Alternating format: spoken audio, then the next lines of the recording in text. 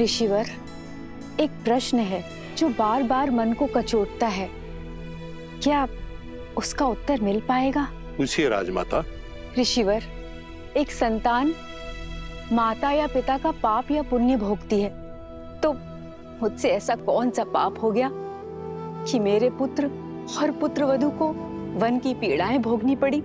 माता, जिनके कर्म और जीवन चक्र अंतिम पड़ाव पर होते हैं, अर्थात जो अपना अंतिम जीवन जी रहे होते हैं, उन्हें अकारण भी कष्टों का भागी बनना पड़ता है और जीवन की यह अंतिम परीक्षा देनी पड़ती है। अर्थात मेरे पुत्रों के पुत्रों को भी ये असहनीय कष्ट भोगने पड़ेंगे। माते, संसार के हर प्राणी का भाग्य सूर्य देव की पुत्री माता छठी के हाथों लिखा जाता है। इसलिए नवजात शिशु की कुंडली 6 दिवस के बाद बनाई जाती है। आप तो साक्षात सूर्य देव के वंशज हैं, सूर्यवंशी हैं। यदि आपकी पुत्र वधुएं आपके पूर्वज सूर्य और उनकी पुत्री छठी माता की आराधना करें, तो भविष्य में उनकी होने वाली संतानों के भाग्य में सुख और समृद्धि आना अटल है। छठी माता की कृपा से शीघ्र ही इस राजमहल में पालना भी बंधेगा और किलकारियां भी गूंजेंगी।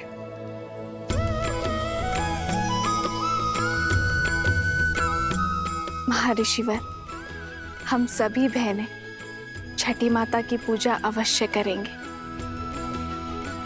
ऋषिवर, इस मन में मैं संदेह लेके आई थी, उस मन में आस भरने के लिए बहुत बहुत धन्यवाद।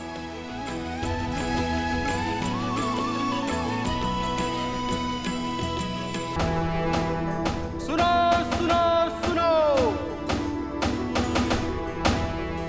2 दिन के बाद हमारे श्री राम का राज्याभिषेक शुभ घड़ी में होने वाला है। सारी प्रजा को निमंत्रण है कि इस पावन अवसर पर उपस्थित रहे। सुनो सुनो सुनो। पूरा नगर पलके बिछाए आपका इंतजार कर रहा है। सभी के मुख पर आपका इनाम आप ही के द्वारा स्थापित होने वाले सुराज्य की बात है। और महर्षि मुग्दल ने भी तो यही कहा कि इस समस्त राष्ट्र में सुराज्य आप ही स्थापित करेंगे। किंतु ये सुराज्य है क्या? माना कि वानर हूं, लेकिन किष्किंधा का राजा भी तो हूं। कल उठ के ये सारा भार अंगद को ही तो संभालना है मेरे बाद। जानना चाहता कि सुराज्य है क्या? अर्थ बताइए प्रभु। हाँ प्रभु, अर्थ बताइए।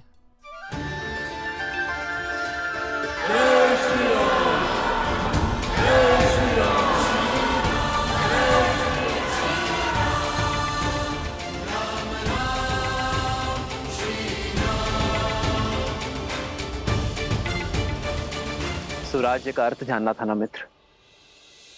सुख, समृद्धि, रक्षण और न्याय, ये सुराज्य के लिए आवश्यक है। सुराज्य का अर्थ आपके सामने है मित्र।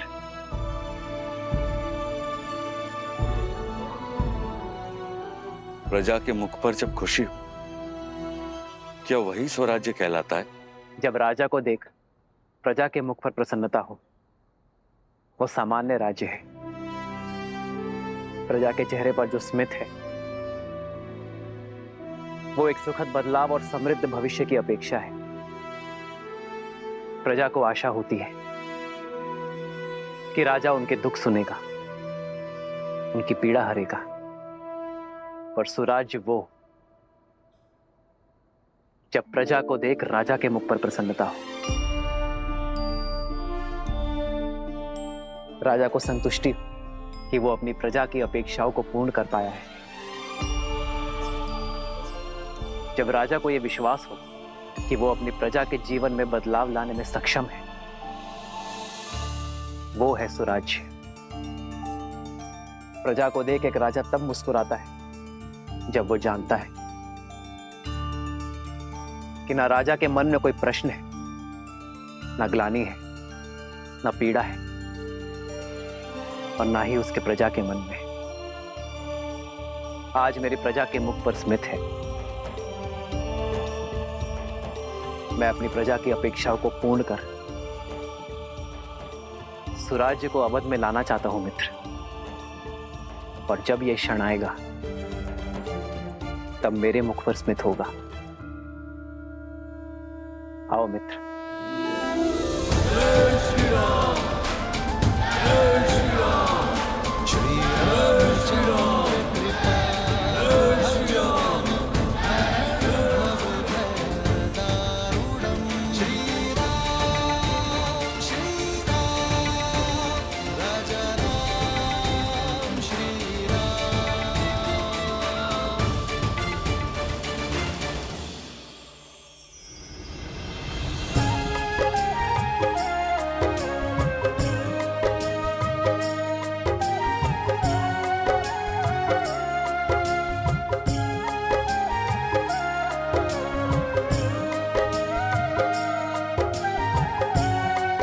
सीता दीदी, हमारे पग को कष्ट ना हो इसलिए ये सारा प्रयास हनुमान जी हमारे लिए कर रहे हैं, किंतु हमें ये सब भा नहीं रहा। हनुमान केवल हमारे लिए नहीं कर रहा है श्रुतकीर्ति, हमारे पीछे हमारी प्रजा की स्त्रियां भी हैं। उन्हें कष्ट ना हो ये उसका उद्देश्य है। हाँ दीदी, पर ये सब केवल हमारे कारण ही हो रहा है ना? हाँ, ये आरंभ है और इसे रोज का नियम बनाना होगा। प्रातः की शुरुआत कहीं ना कहीं से तो होगी ना। स्वच्छता केवल धूल कंकड़ का निवारण नहीं करती, एक स्वस्थ जीवन की नींव भी रखती है। जब राज्य के लोग स्वस्थ होंगे तो हमारा राज्य भी स्वस्थ होगा।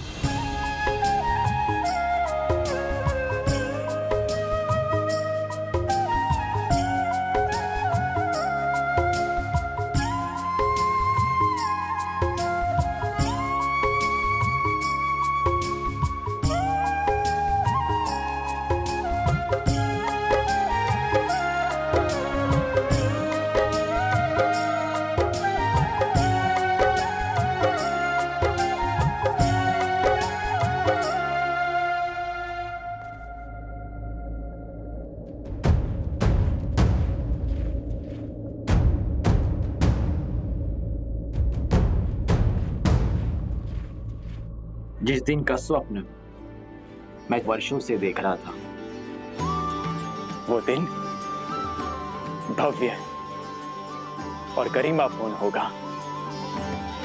इसमें कोई बाधा नहीं आएगी।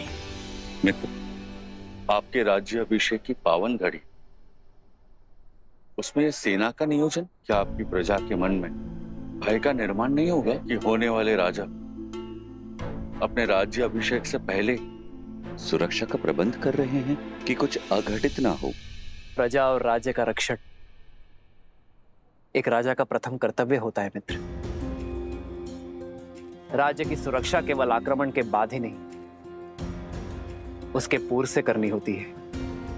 राज्य की सेना एक अन्यायी शासक के राज्य में प्रजा के मन में भय उत्पन्न करती है, तो वही राज्य की सेना एक न्यायपूर्वक शासक के राज्य में प्रजा को धैर्य, आत्मविश्वास और सुख की निद्रा देती है। सुराज्य के लिए राज्य और प्रजा की रक्षा हेतु सतर्क रहना अति आवश्यक है मित्र। जब प्रजा के मन में रक्षण का भय ना हो तो प्रत्येक व्यक्ति अपने कार्य का निर्वहन अधिक कार्यक्षमता के साथ करेगा। इससे राज्य सुख और समृद्धि के मार्ग पर चलेगा मित्र।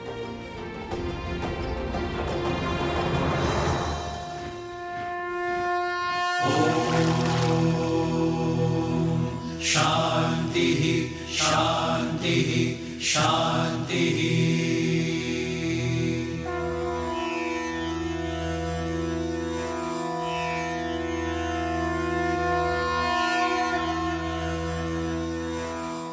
हे सूर्यदेव, रघुवंश की कुल वधु की आराधना और आभार स्वीकार करें। हे छठी मैया, ये समस्त राज्य हमारी संतान है, इनका भविष्य सुखमय और समृद्ध बनाइए। अपने तेज से हम सबके जीवन में सुख और समृद्धि का प्रकाश फैलाइए।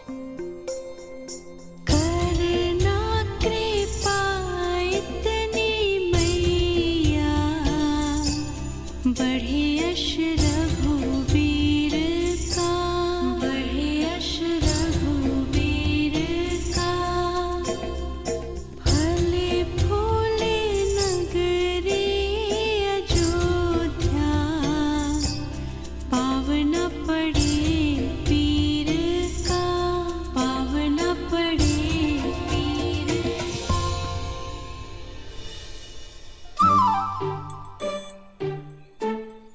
कौन है ये उद्दंडी? कहाँ छुपे हो? बाहर निकलो।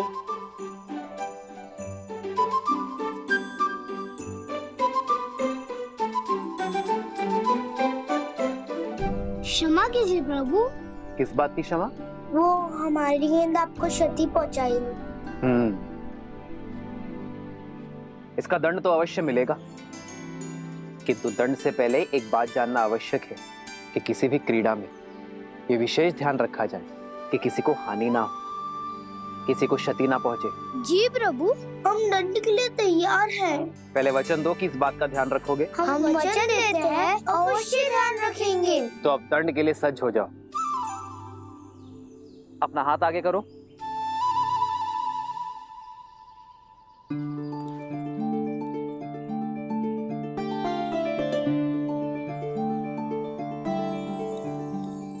ये हमारी है।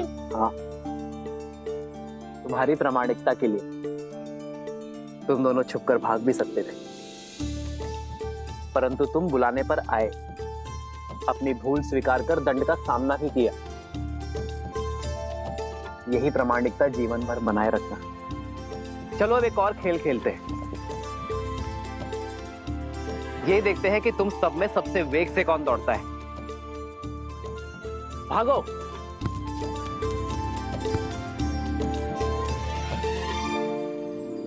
मित्र, राजा का धर्म तो सेवा है।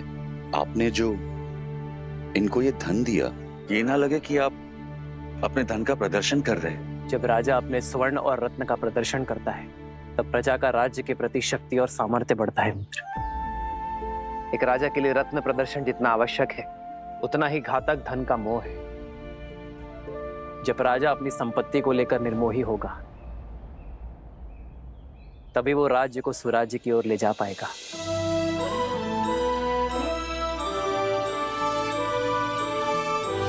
राजा की संपत्ति पर प्रजा का गर्व और राजा के लिए भार हो, यही सुराज्य का सार है। जब राजा अपनी संपत्ति पर गर्व ना करे और उसे अपने कार्यों में प्रयोग करे, तभी राज्य सही अर्थ में सुराज्य होता है।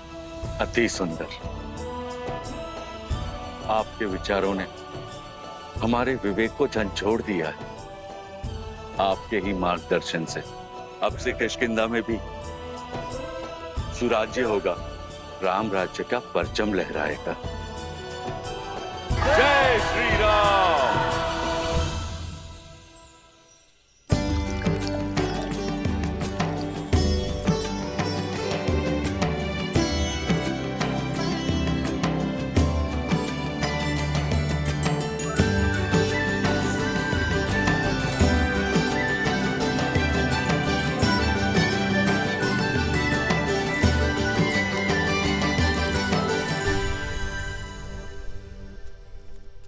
अपराधी हो तुम सब। कैसा अपराध? क्या अपराध किया है हमने? अद्भुत। पहले चोरी, ऊपर से सीना चोरी। पहले हमारे जीविका के साधन की चोरी की इन ब्राह्मणों ने, और अब तुम वैद्य हो। तुम मेरी पत्नी के उपचार और चिकित्सा के लिए मुझसे धन मांग रहे हो, उसके प्राण बचाने के बजाय। मैं ब्राह्मण हूँ, चोरी जैसा शब्द मैं सोच भी नहीं सकता। और ये लकड़ियां यज्ञ के लिए है। ये मेरी जीविका और मेरा धर्म है। हाँ, और औषधियां मेरी जीविका है। यदि मैं अपनी औषधियां बिना मोल के दे दूं, तो मेरा परिवार कैसे चलेगा? मित्र, ये तीनों ही अपनी जगह सही। अब इसका क्या उपाय है? सुराज्य का चौथा स्तंभ, न्याय। आओ मित्र। प्रभु, प्रणाम प्रभु। क्या हुआ? ये कोलाहल क्यों है अयोध्या में? कोई बात नहीं रघुनंदन, हम तो बस ऐसे। प्रजा का राजा से समस्या छुपाना राजा की हार और राज्य के पतन का सूचक है। निसंकोच कहिए। प्रभु, पूरे दिन सूर्य के ताप में जलकर गिरी हुई लकड़ियां एकत्रित की थी, परंतु बीच में हमारी कुल्हाड़ी टूट गई। हमने लकड़ियां सूखने के लिए छोड़ दी थी, सोचा इन्हें बेचकर पुनः अपना कार्य प्रारंभ करेंगे। किंतु इन ब्राह्मणों ने हमारी लकड़ियों का उपयोग यज्ञ में कर लिया प्रभु। प्रभु, शास्त्रों के अनुसार स्वयं गिरी हुई लकड़ियों का उपयोग केवल यज्ञ में ही किया जाता है। अब आप ही बताइए, शास्त्र नीति का पालन करके हमने क्या अपराध किया है, पाप किया है? यहाँ किष्किंधा के राजा मेरे मित्र वानर राज सुग्रीव उपस्थित है, क्यों ना वो इस समस्या का हल बताए। इन ब्राह्मणों का कोई दोष नहीं। ना आप असत्य कह रहे हैं, ना आपने कोई अपराध किया है, ना हमारे वैद्यराज का कहना गलत है। प्रभु, अगर कोई गलत नहीं है तो ये कलेश क्यों? इसका समाधान क्या है प्रभु? शास्त्रों के अनुसार यज्ञ में स्वयं गिरी लकड़ियों का ही उपयोग करने का निर्देश है, इसलिए ब्राह्मण निर्दोष है। किंतु ब्राह्मणों के लिए न्याय वनवासियों के अन्याय का कारण बना, और वनवासियों का अन्याय वैद्यराज के अन्याय का कारण। वनवासियों की आजीविका का साधन उनसे छिन गया, उनका जीवन चक्र हिल गया। ऐसे में उन्हें पुनः सशक्त करने का दायित्व किसका है? भूल समझ में आ गई प्रभु, यह समाज का कार्य है। यज्ञ के उपयोग में मिलने वाली सुविधा का मूल्य देना हमारा धर्म है, और इसीलिए वनवासियों को नई कुल्हाड़ियां हम देंगे। अपना कर्तव्य हम निभाएंगे। प्रभु, हमारे न्याय का आधार धर्म हो चला था, इसीलिए हम भटक गए थे, जबकि हमारे धर्म का आधार न्याय होना चाहिए।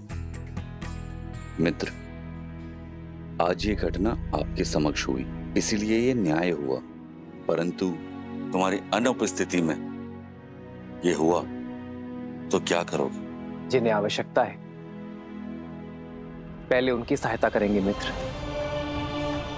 आप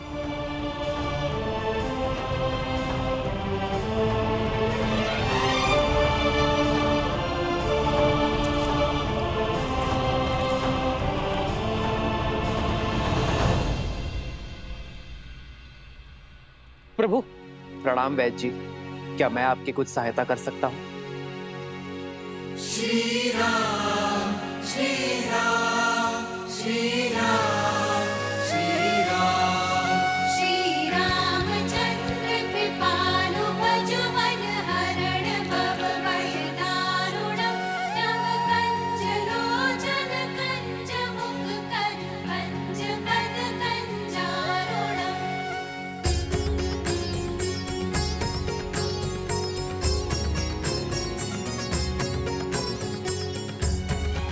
मृत्यु अवश्य ही परमात्मा के हाथ में है, किंतु जब किसी की मृत्यु को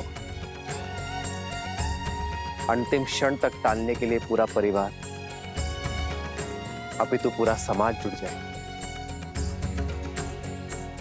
तब बनता है सच्चा और आदर्श राज्य। जब किसी के दुख के क्षण में ना कोई ऊंच नीच, ना कोई जात पात का विचार आए, वो कहलाता है स्वराज्य।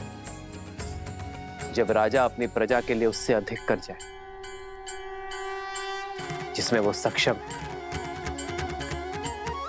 तब बनता है स्वराज्य।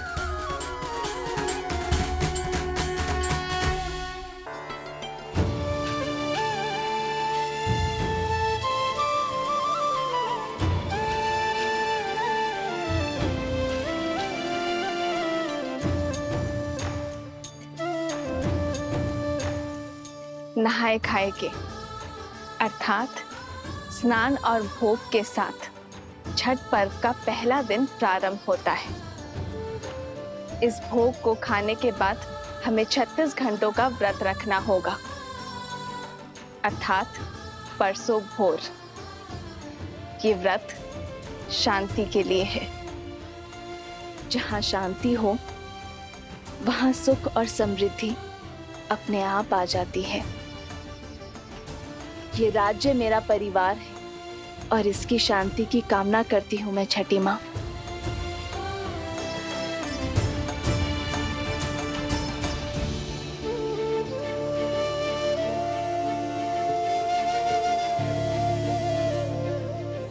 वहां प्रभु श्री राम और यहाँ माता सीता संसार को जीवन जीने का पाठ सिखा रहे हैं।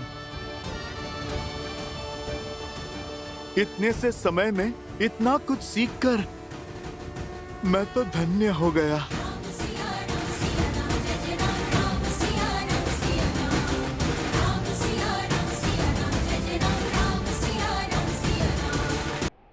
समाज व्यवस्था पर चलता है।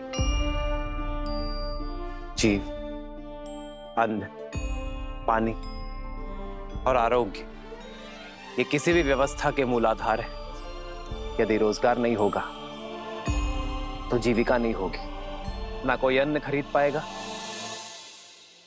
और ना ही कोई रोगी अपना उपचार करवा पाएगा। हमें रोजगार के निर्माण का ये चक्र शुरू करना होगा मित्र। वही राजा को अन्न और जल, इन मूलभूत आवश्यकताओं का संचय और निर्माण करना होगा। एक राजा को आपातकालीन के लिए अन्न का संचय करना होगा, किसानों के लिए जल संचय की सामग्री का निर्माण करना होगा। और रही बात आरोग्य की, तो अपने राज्य में स्वच्छता की नींव रखना, अपनी प्रजा को निरोगी बनाना और आरोग्य केंद्र का निर्माण करना हमारा धर्म यही कर्म करने की बात करता है मित्र। जहां न्याय धर्म का आधार हो वो सामान्य राज्य है, किंतु जहां धर्म का आधार न्याय हो वो सुराज्य है। मित्र,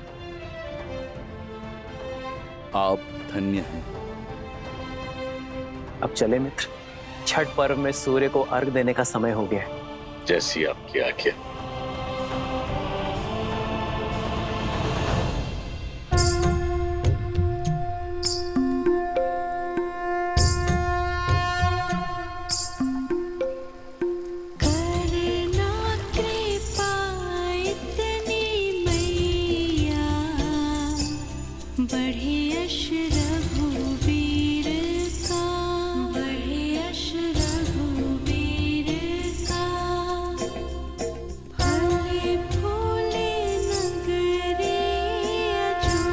मेरे श्री राम सदा सदा के लिए अयोध्या के होने जा रहे हैं। राज्याभिषेक के इस शुभ दिन पर उन्हें आशीर्वाद दीजिएगा छठी मैया।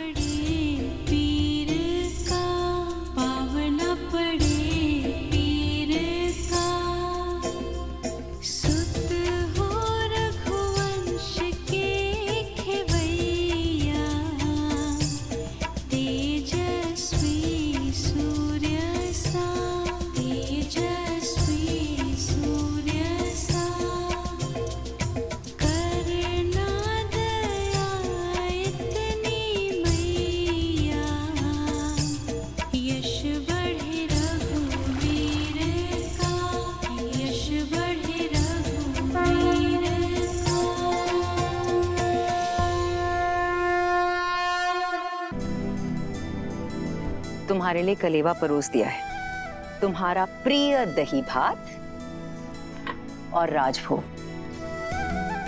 सब है, ग्रहण करो।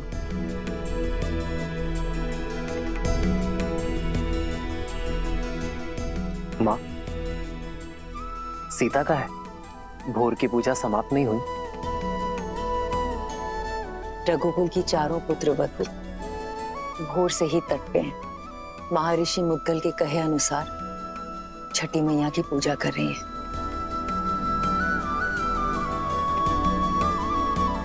कल तुम्हारा राज्याभिषेक है राम। कल के पश्चात बहुत से कर्तव्य, बहुत से दायित्व निभाने हैं तुम्हें। ऐसे में तुम्हारी अर्धांगिनी, तुम्हारी सीता, तुम्हारी शक्ति में भक्ति का बल डालने का प्रयास कर रही है। तुम्हारी लंबी आयु और अयोध्या के सम्मान के लिए प्रार्थना कर रही है। रघुकुल के दीप की सुरक्षा की प्रार्थना कर रही है। तब तो समय लगेगा माँ। कुछ खाया उन चारों ने? कहाँ? 12 प्रहर का उपवास है उनका, जो तुम्हारे राज्याभिषेक से पहले ही समाप्त होगा। परिवार में पुरुष चाहे सफलता के जिस भी शिखर पर पहुंच जाए, उसका आधार, उसकी धरा एक स्त्री ही होती है। और माँ, घर की उन्नति में पति पत्नी दोनों ही भागी होते हैं ना, तो व्रत केवल स्त्री ही क्यों रखे? मैं भी सीता के लिए व्रत रखूंगा। राम सिया राम सिया राम सिया राम, राम सिया राम सिया राम। और मेरा ये व्रत सीता के प्रति मेरे प्रेम और सम्मान का प्रतीक होगा। हाँ, मेरा राम जितना प्यारा पुत्र है, उतना ही उत्तरदायी पति भी है।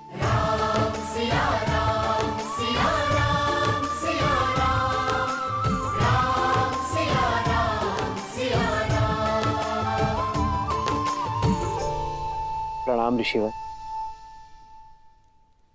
कल सुबह सूर्य की पहली किरण के साथ ही श्री राम का राज्याभिषेक होगा और श्री राम जैसा धर्मात्मा राजा पाकर ये धरा धन्य हो जाएगी।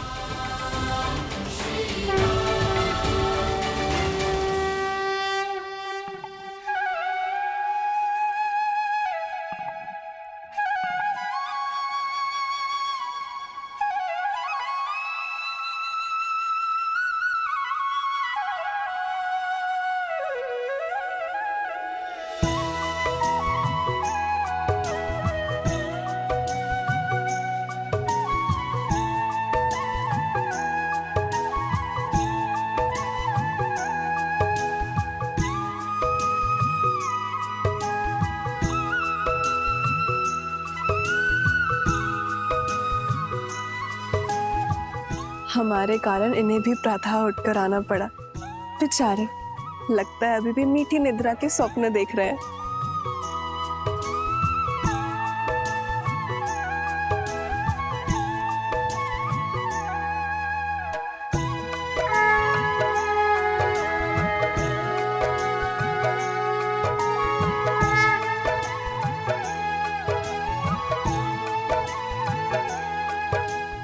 तो छठी माँ की पूजा हम अपने बच्चों के लिए रखते हैं, ताकि उनका जीवन सरल हो और कोई परेशानी ना हो।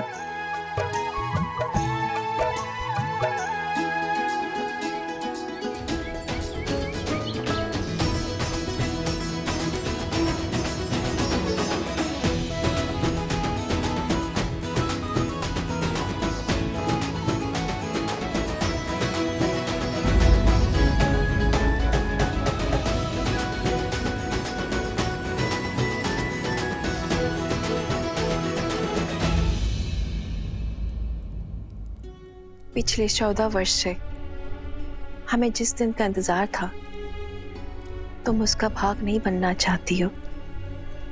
हमारा राम राजा बनने वाला है। चलो कैकेयी, ये समय बीती बातों का शोक मनाने का नहीं, आने वाली घड़ी के सुख में रंगने का है। आपको मुझ पर क्रोध नहीं आता? इस समय भी आप मुझे अपना दोषी नहीं मानती? कैकेयी दीदी, वनवास में जाने से पूर्व स्वयं राम ने तुम्हें क्षमा कर दिया था और हमने भी आपको क्षमा कर दिया था। मुझे राम के प्रति तुम्हारे प्रेम में ना पहले कोई संदेह था ना है। मुझे ज्ञात होता कि समस्त भूमि के राजाओं से मेरा राम राजधर्म सीखेगा, ज्ञान प्राप्त करेगा, तो वनवास का ये वचन पहले मैं मांग लेती। दीदी, आपके भीतर ममता ही नहीं, बुद्धि माता का सागर बहता है। धन्यवाद दीदी। तो दीदी, तनिक आप भी इस ज्ञान की गंगा में गोता लगा लीजिए। भूल का भार छोड़िए और पुत्र के राजाभिषेक में चलिए। सियावर रामचंद्र की, सियावर रामचंद्र की, सियावर रामचंद्र की, सियावर रामचंद्र की।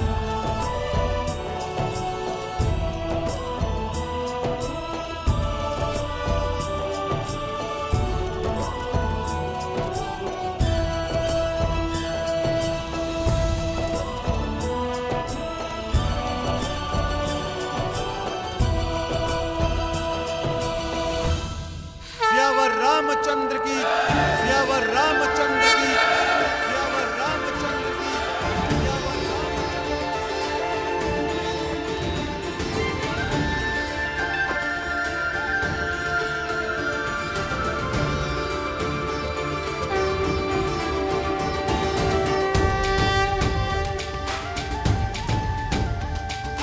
श्री रामचंद्र कृपालु भजु मन हरण भव भय दारुणम। श्री रामचंद्र कृपालु भजु मन हरण भव भय दारुणम। नव कंज लोचन कंज मुख कर कंज पद कंजारुणम। और हम राजगुरु वशिष्ठ के आने तक अयोध्या को तनिक और प्रतीक्षा करनी होगी। तब तक आप माताओं का आशीर्वाद ले लीजिए। आइए। अमित छवि नव नीला नीरज सुंदरम। पटपीत मानहु तड़ित रुचि सुचि नौमि जनक सुतावरम। श्री राम श्री राम राम राम श्री राम श्री राम श्री राम राजा राम श्री राम।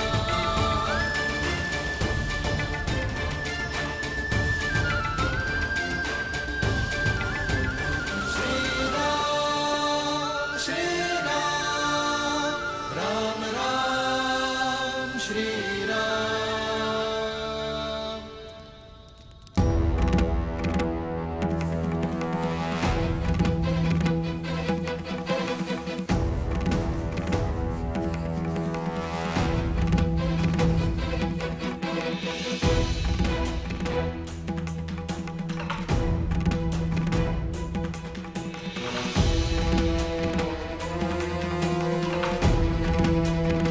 महर्षि पराशर, नक्षत्रों से उलझने के लिए अभी बहुत समय है। राज्याभिषेक में आपकी प्रतीक्षा हो रही है ऋषिवर।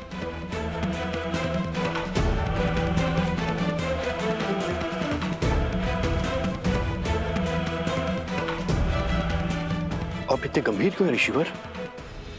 क्योंकि ग्रहों के संकेत ठीक नहीं है। जब किसी के भाग्य में राहु की छाया पड़ जाती है तो असुरी माया कोई ना कोई कष्ट जरूर देके जाती है। मुझे राम पर विश्वास है। यदि भाग्य में संघर्षों का भंवर है तो वो भी स्वीकार है। और मुझे विश्वास है कि अयोध्या के नए राजा इस भंवर से भी अवश्य पार होंगे। एक राजा के जीवन का संघर्ष उसकी संपूर्ण प्रजा को भोगना पड़ता है। इस राज्य अभिषेक के समय की कुंडली में यह स्पष्ट है कि एक महाअसुरी शक्ति अयोध्या में प्रवेश करने वाली है।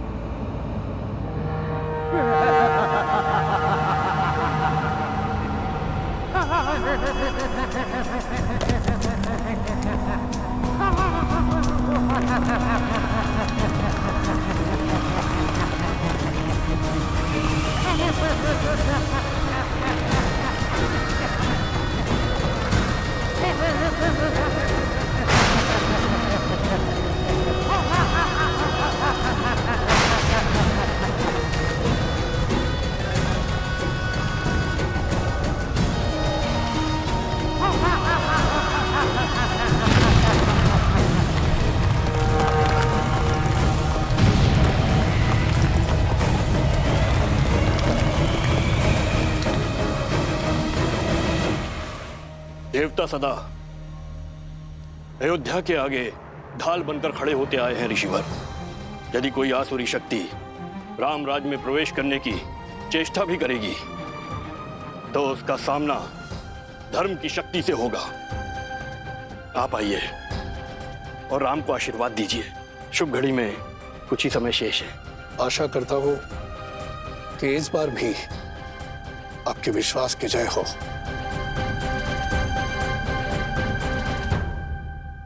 आइए चलिए।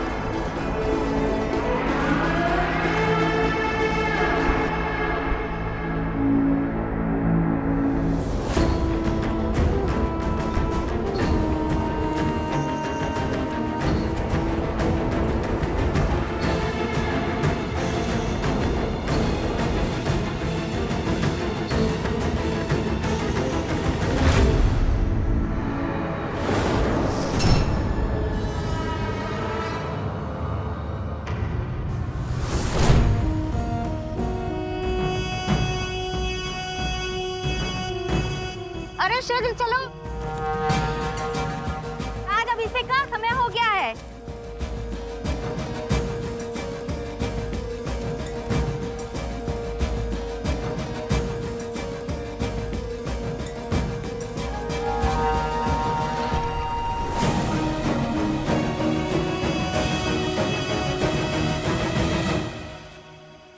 सर्वमंगलमांगल्ये शिवे सर्वार्थसाधिके शरण्ये त्र्यंबके गौरी नारायणे नमोस्तुते। माता, जीवन के पग पग पर आपने महादेव का साथ दिया है। आशीर्वाद दे कि वैसे ही मैं भी सदा अपने श्री राम का साथ दे सकूं। सुख दुख की हर घड़ी में मैं राजा राम की पत्नी के रूप में सभी दायित्व निभा सकूं।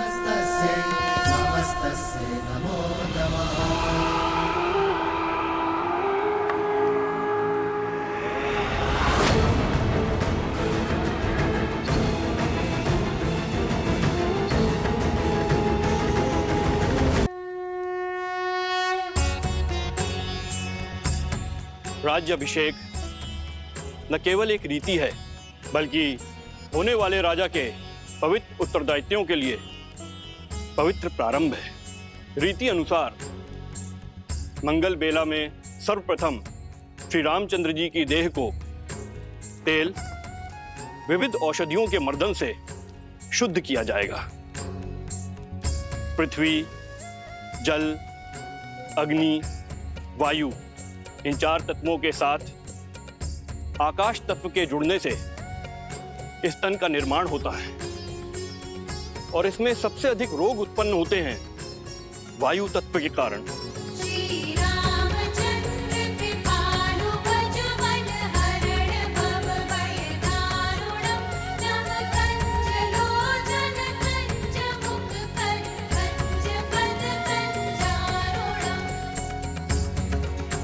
वायु न केवल चलने या कार्य करने की शक्ति है, बल्कि मन में उत्पन्न होने वाले विचारों की अभिव्यक्ति भी है।